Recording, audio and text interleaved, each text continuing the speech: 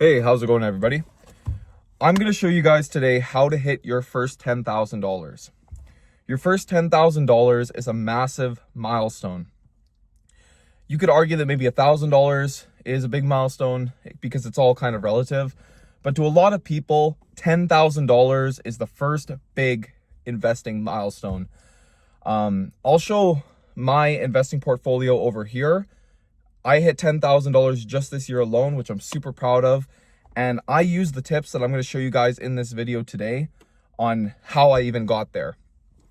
As you can see from my portfolio, I made some stupid mistakes back in 2022 when I started investing. I did like a couple months of investing. I threw thousands of dollars trying to get rich quick, chasing get rich quick schemes. And unfortunately, I got burnt. No surprise there. So don't do what I did. But now in 2025, I'm actually taking investing seriously. I'm starting again, taking it seriously, and I finally have invested this year $10,000. So I really want to show you guys how to do that as well. Basically, what's so important about $10,000 is $10,000 builds the habits, right? You could argue that $10,000 is more important than $100,000 because the $10,000 invested builds the habits that will carry you into $100,000. You'll never get to $100,000 invested if you can't build the habits to 10K, right? I just got some notes here. That's why I'm looking down. Why $10,000? Well, $10,000 is the first big milestone. Investing feels real. Like when you can hit $10,000 in your portfolio, investing actually feels real. It feels like I can do this. Like when I saw my portfolio hit $10,000, I was like, wow, I can do this. It's just a matter of staying consistent at this point. It's going to build the habit to 100K, as I've already mentioned. Now, most people won't hit $100,000. And here's the key reason. It's due to lifestyle inflation. And if you don't know what lifestyle inflation is, some people call it lifestyle creep. I prefer lifestyle inflation. It's that people typically inflate their lifestyle based on how much money they're making. So if you make $60,000 a year, most people will inflate their lifestyle to have a 60K lifestyle. For example, somebody makes $200,000 a year. Oftentimes, they just inflate their lifestyle. They buy a fancy car. They have a fancy house. They have a fancy cabin, right? Their lifestyle inflates. And basically what I'm trying to say is they're still poor. Even though they're making more money per year, they're still poor. So what you want to do is you want to avoid lifestyle inflation. You want to try to live frugally and live below your means. And we'll get to this later in the video as well. We'll get back to this. And basically before we go forward with the tips, you do not need a high income, but obviously this will help. But these tips I'm giving you do not require you to have a high income. Just follow these tips and you'll get your first 10,000. All right, now let's get to the tips. Tip number 1, you need to track your expenses. Now, you don't have to go crazy with like an Excel spreadsheet and know every single penny, although some people like to do that. But on a basic level, you need to know how much money you're making every single month and where that money is going every month. You have to know roughly how much are you spending on rent? How much are you spending on your basic living expenses? How much are you spending on food, right? You need to know where is your money going, because when you start to track your expenses, you are going to start to take control of your finances and know where that money's going. Because when you start to see that you're spending, you're recklessly spending in certain areas of your life, this is going to highlight that so that you can cut back on those expenses. So even on a basic level, like at the end of the month, go through your banking information, your credit cards, whatever you have, and track your expenses, find out where your money's going. That's the number 1 tip. Tip number 2, cheap rent / living with your parents. Now, rent is going to be one of the biggest wealth killers month to month. Most people, that's their most expensive expense monthly is their rent, right? So if you can, I would highly recommend you find cheap rent. Maybe that means moving in with a couple roommates. And if you can, maybe that means living at home with your parents. I'm 27 years old. I live with my parents. Whether that's a good thing, a bad thing, that's up to you. But I know that living at home with my parents helped me to hit that 10,000K. Now, if I didn't live with my parents, I 100% would be trying to live with roommates and just trying to find really, really cheap rent where I could split utilities and just keep rent cheap, because rent will be one of the biggest killers on a month-to-month basis. And if you think about it, if you're even saving $500 a month, that adds up over the course of a year, 2 years, 3 years. That's all more money that you could be spending getting towards your first $10,000. Now, of course, when you're younger, like when you're in your 20s, it is a little, there's less social pressure when it comes to living at home with your parents. I wanted to mention that as well. Like when you're in your 20s, if you live at home, it's kind of whatever. If you're 30s, there's a lot more, 30s onwards, obviously there's a lot more kind of social pressure. Like, what are you doing living at home with your parents? It is. Now, it's a crazy world we live in. It's an expensive world we live in. Is the social pressure justified? I mean, whatever, that's a different conversation. But especially if you're young, if you're Gen Z, in your 20s, younger, right? I mean, live at home with your parents if you can. Okay, tip number 3. We got to cut back on the takeout. Guys, if you're eating takeout, now I was bad for this for a long time too, is I would constantly, I'd buy food like every day, takeout every single day. So not only is takeout fake food, right, made with bullshit ingredients, but you're going to want to eat real food. You're going to want to eat food that you cook at home. Cooking at home, buying groceries. Now, of course, look, buying groceries and cooking at home, it's still expensive. Groceries are expensive. I'm not going to lie, right?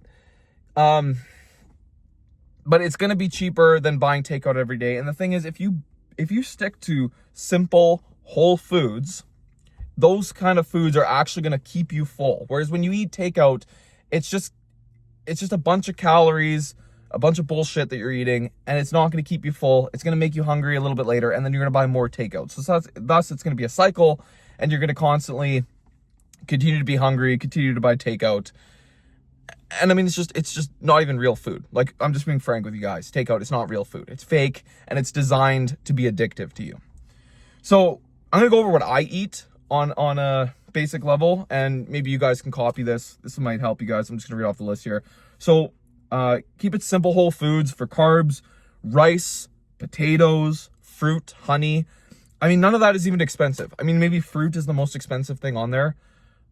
I mean, totally affordable. Fruit is great for you, rich in micronutrients. Honey, antioxidants, perfect when you want something sweet. I mean, carbs, rice and potatoes. I mean, that's, part of my language, that's fuck all, guys. Like, you can afford to eat carbs, like rice and potatoes. For fats, I have like butter, almond butter, avocados, olive oil, nuts. Stick to those. Proteins, I really like for meats, the ground beef. You can do whatever meat you like, fish, whatever, but I really like ground beef, eggs, and then other dairy like cottage cheese and Greek yogurt. Honestly, I keep my diet extremely simple. It's really easy to grocery shop. Long story short, really, meat is the most expensive thing on that list. And as long as you're trying to get like deals when you can, buy meat when it's on sale, it is what it is. It's going to be a lot cheaper than getting takeout, guys. So stick with the grocery store. Maybe I'll make a whole video on diets in the future.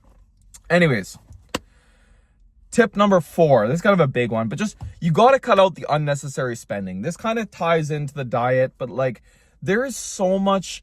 It astounds me how some people have so many subscription services. I think that's a big one that we live in now with like streaming services, right? Like I know guys at my own workplace where it's like they have like Netflix and Paramount Plus and Crave and Crunchyroll, and they have all these streaming services, and it's like, man, that adds up every single month. Why do you have 4 or 5 streaming services? Now, for me personally, I'm just using myself as an example. I have YouTube, which I like I have YouTube Premium or whatever it's called. And then I have, what's my other subscription? Criterion Collection for movies. So I kind of have like my YouTube, and then I have my movies. But I don't need a ton of different movie platform streaming services. Like, you stick to one that you like, and that's it. I mean, it's going to change depending on who you are, but cut out the unnecessary spending.